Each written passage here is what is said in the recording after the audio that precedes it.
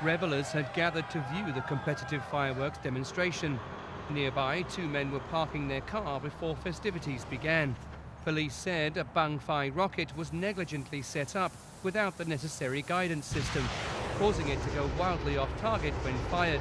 The rocket hit the car, instantly engulfing it in flames, killing 41-year-old Sangium Sonthirat.